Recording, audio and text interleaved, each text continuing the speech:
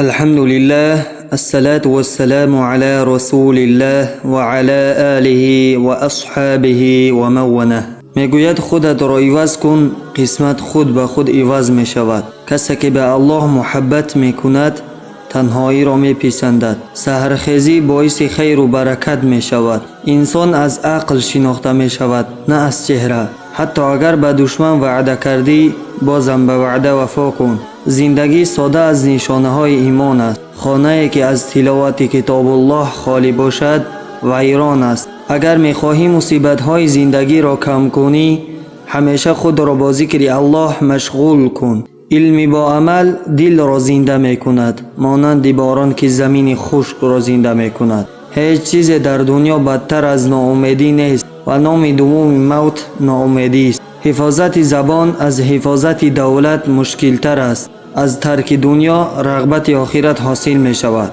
فقیر آن است که نیکی نداشته باشد. جز الله به هیچ کسی امیدوار نباش. اگر تو از الله راضی هستی پس این نشانه رضایت الله از تو است. بهترین دوست آن است که تو را به نیکی امر می کند. بخیل همیشه ذلیل و خوار است. توبه کردن آسان است اما گناه را برای همیشه ترک کردن مشکل است. زمانی که حدیث پیامبر صلی الله علیه و سلم را میشنوی به نیت عمل او را حفظ کن نه به نیت روایت.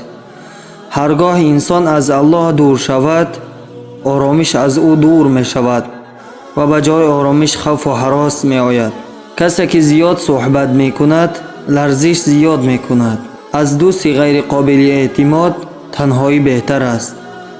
معاف کردن ظالمان ظلم بزرگ در حق مظلومان است. اثر زخم شمشیر بر بدن می ماند و اثر سخن بد بر روح می ماند. از امیدهای اضافه و زیاد دور باش چرا که این سرمایه احمقان است. بدترین بردگی و غلامی بردگی خواهشات نفسانی است.